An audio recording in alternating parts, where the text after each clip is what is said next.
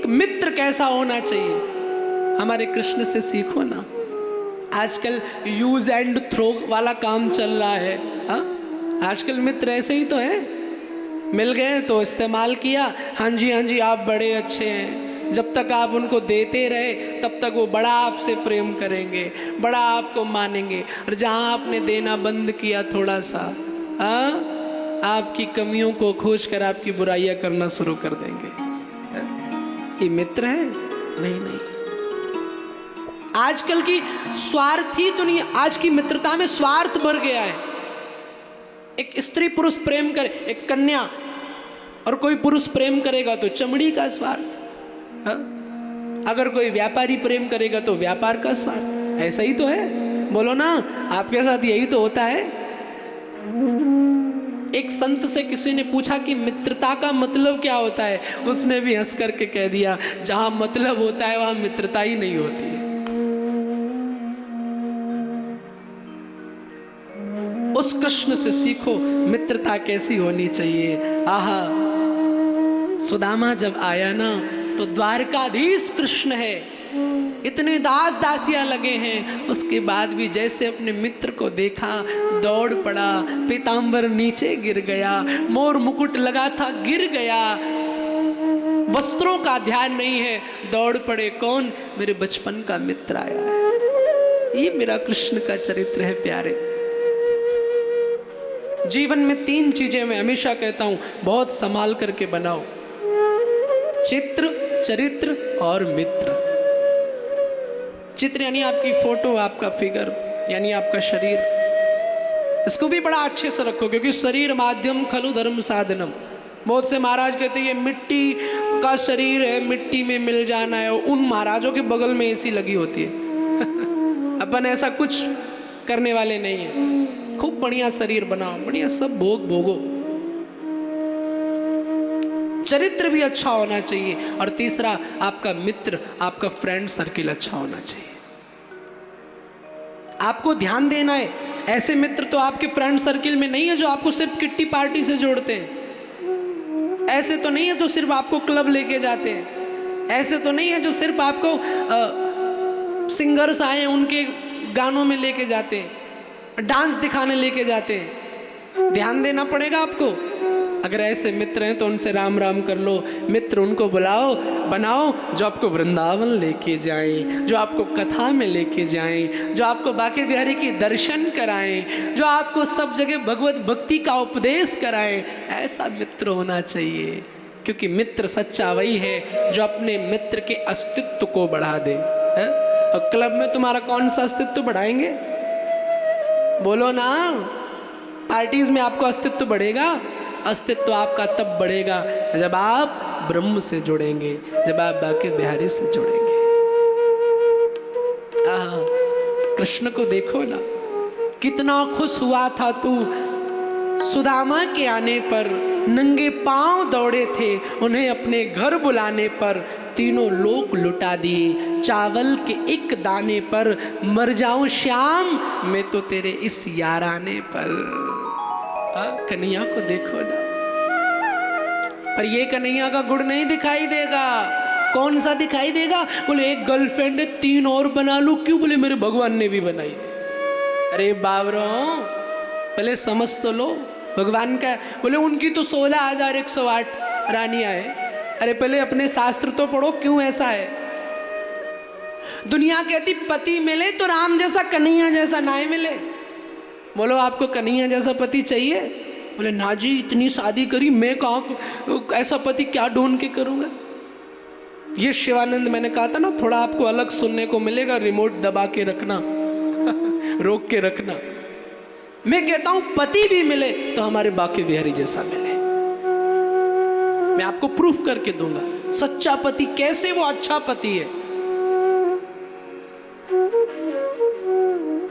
16,108 विवाह हुए, उसके पीछे के 2 कारण हैं। पहला कारण तो पहले राजाओं की एक से अनेक शादियां हो सकती थी, ये परंपरा थी। तो जो जिस समय की परंपरा थी उसको अपनाया जाता था। और दूसरा कारण कि एक भौमासुर नाम का दैत्य था जिसने 16,100 कन्याओं को जेल में बंद कर दिया था। और वो कन्याएं कोई 20 साल की नहीं थी, चमड़ी के भूखे लोगों, जहां तुम्हारा दिमाग जाता है मैं सुन लो कथा। वो कोई 20 साल 25 साल की नहीं थी। 16,100 कन्याओं को जीतने में भौमासुर को कितना समय लगा होगा? बोलो 1 साल लगा होगा, 2 साल? ना जी, सालों साल लग गए होंगे। कोई गोपी 80 साल की तो कोई 60 साल की, कोई 70 साल की।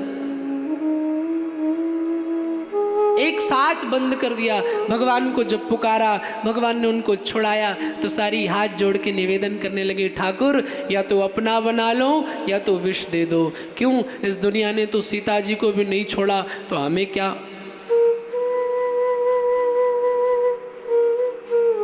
तब ऐसी संकट की घड़ी में जहां पर कृष्ण सब, जिसका कोई सहारा नहीं होता, उसका कौन होता है? हमारा ठाकुर होता है, हमारे बांके बिहारी होते हैं। ऐसी संकट की घड़ी में तब भगवान ने विवाह किए। पर आप तो अपनी कथाओं को तो सुनोगे नहीं, आप तो उस सीरियल के चक्कर में पड़े हो। हा? लेकिन एक पति कृष्ण जैसा कैसा मिले? सावधानी से सुनो। भगवान कृष्ण राधा से अनन्य प्रेम करते थे, और ऐसा वैसा नहीं। आज मिसाल भी दी जाती है तो राधा कृष्ण के प्रेम की दी जाती है। बोले बाकी प्रेम कैसा हो? बोले राधा कृष्ण जैसा हो। हा? अनन्य प्रेम किया। और उसके बाद जब भगवान का विवाह हो गया श्री रुक्मिणी महारानी जी के साथ, तो भगवान कृष्ण उसके बाद राधा से एक बार भी मिलने नहीं गए। हा? आज ऐसा कर पाओगे? आजकल तो आदमी के फोन में बीबी का अलग नंबर है, गर्लफ्रेंड का अलग नंबर है। बोलो ना। क्योंकि एक पति का धर्म यही कहता है कि पत्नी जब आपके जीवन में आ जाए तो उस स्त्री के अलावा बड़ी आपकी माँ के समान है, छोटी आपकी बहन और बेटी के समान है। ये पति का धर्म है। बोलो कन्हैया ने धर्म निभाया कि नहीं निभाया? पूर्ण धर्म का पालन किया। कन्हैया ने अपनी संस्कृति को निभाया है। और मैं हमेशा कहता हूं, प्रिया भार्या बन जाए ये पाश्चात्य संस्कृति है। प्रिया माने आपकी प्रेमिका, प्रिया भार्या बन जाए ये पाश्चात्य संस्कृति है, और भार्या ही प्रिया बन जाए ये भारतीय संस्कृति है।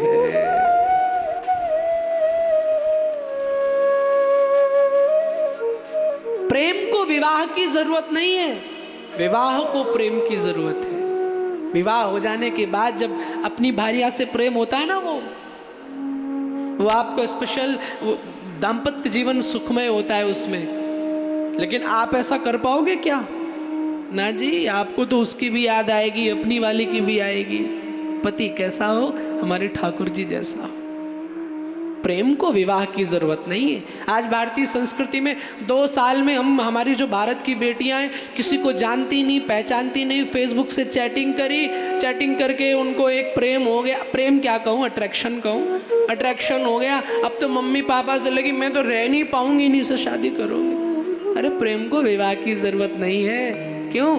प्रेम में बंधन नहीं होता, प्रेम तो बंधन मुक्त होता है। मीरा का प्रेम उपासना था, तो मीरा ने कृष्ण को भगवान बना दिया, आराध्य बना दिया। रुक्मिणी का प्रेम दाम्पत्य का था, तो कन्हैया को पति बना दिया।